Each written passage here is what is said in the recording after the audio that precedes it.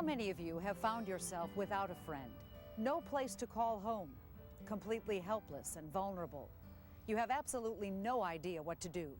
So you hide in a bottle, use drugs, or worse. There are between 3,000 and 5,000 homeless individuals in San Diego at any given time. Gang-related activities are increasing. 66% of our high school students use alcohol regularly. 7.9% of our population use drugs to the extent that they are causing problems in their lives. These shocking statistics go on and on. By the year 2000, San Diego County will have increased by 400,000 people. That's 3 million residents. These problems our city faces will only increase unless we do something about them. You are about to meet 6 people like you and me, who are doing something about it. Courtney Comer is one of those who has helped provide counseling and job preparation for more than 1,800 homeless men and women last year. I'm Courtney Comer, and I teach the ARC reentry class once a week in job hunting skills. This is for the graduates of the 6-month residential program. They're getting ready to go back out in the workforce. And the reason I am particularly interested in the Salvation Army is it seems as though the Salvation Army identifies real needs in the community, doesn't complain about why there's the problem, but gets right in there and tries to tackle some of the social problems that we all wish would just go away. We don't want to think about them in our backyard. And I think the Salvation Army just takes those problems, takes them seriously, doesn't try to point the finger and blame people. They just try to get in there and work hard. I think it's an attitude of just being able to roll up the shirt sleeves and work hard, and I think that there's always an incredible return. Adriana Barrera, still in her teens, has provided a shining example of one who deeply cares what happens to our kids. She conducts an after-school drop-in program in Escondido. Okay, pick out the story and then I'll read something to you, okay? So pick it out.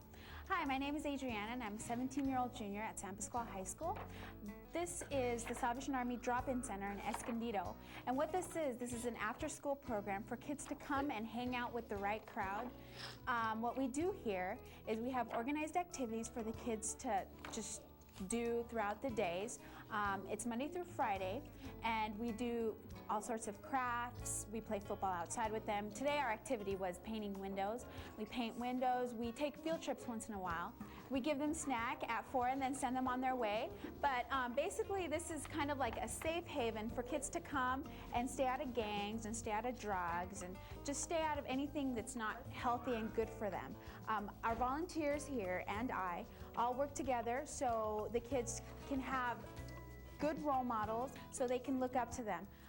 This is a very safe environment, and one of the stories that really sticks out in my mind, one of the situations that has occurred, is that we were helping this girl. There's an elementary school right across the street, and we were helping her with her election. She was running for president, and we were very happy that she won, but after that, she wrote an essay about me saying that I was one of a very influential person in her life, and that is basically, you know, reward enough for me, is, you know, being there for the kids, caring for them, loving them, and knowing that they have somebody that loves them. Debbie Spain is a member of the Salvation Army in Santee. Although she has 6 children of her own, she opens her home to children in the area for religious programs. Well, you know, it's a real pleasure to be able to introduce Debbie Spain as her pastor at the New Life Center here in Santee. About a year and a half ago, I met Debbie when I was knocking on doors. We were able to introduce her to the Lord Jesus Christ, and since that time, Debbie has been on fire for Christ. She started this Joy Club in her home, introducing all the neighbor kids, and you know, when we opened up the Tijuana drive for the blankets, Debbie was there, and she brought in more blankets than anyone else in the church. She's now involved in teaching Sunday school. She's very faithful in that. And I just want to say that she's a great lady. By bringing the Joy Club into the neighborhood, Christianity is introduced. Some of these children may never know Jesus, or hear about Jesus from their families. And in this way, they may come to know Jesus Christ and in the future be able to be a witness and help to build the Lord's kingdom through their witness to their families. We all need to be workers for Christ. So let's all roll up our sleeves and do our best to be our best for Jesus. B.A. Ramirez, now retired, has found a whole new family. The shut-in senior citizens who receive his Meals on Wheels. Last year, more than 5,000 seniors received meals from our county-supported programs. By the year 2000, there will be 100,000 more seniors in the county. You're probably wondering how did I get myself involved with the Salvation Army and with the home bond.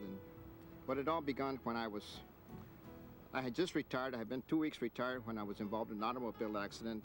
I lost the use of my arm, and I was completely disabled there. That's in reference to my arm. I had absolutely nothing to do during the day, so I stopped in one day. I just happened to stop in one day at the Salvation Army here in Chula Vista. And during the lunchtime, I was talking to the group there that was sitting here in our table, and one of the young ladies mentioned to me that they were in badly need of volunteers to help them on the lunches for the home bonds. Well, I put in an application. I was accepted. It's been such a great blessing to me to be able to do this.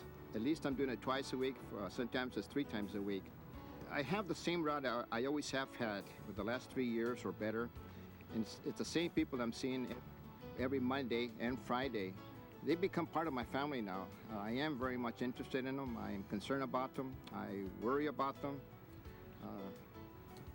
Whenever I have an opportunity, I'll stop by for a minute or two. And this is what I would like to see the children, their children, to do the same. If they don't necessarily have to be there and stay with them forever, but come in there at least once a week or twice a week, 10 minutes, 15 minutes. To them, it means so much. I had no idea what it was to be a home bond until I got myself involved in it. Now, what a blessing it is to be able to do whatever the Lord has put you to do. I always wonder about them. Every now and then I'll lose one, but this is the way it is. There's plenty of room for all of us to be able to help. In 1993, 60 pregnant teenagers, 28 high-risk teenage mothers, and 20 infants received residential care, counseling, and training at the Door of Hope. This year, the numbers have increased. Pamela Hoover teaches crafts to these young mothers, helping them rebuild their lives. Hi, my name is Pamela Hoover, and I'm a volunteer here for the Door of Hope. And we're working tonight on photo albums that we're going to cover for a baby project.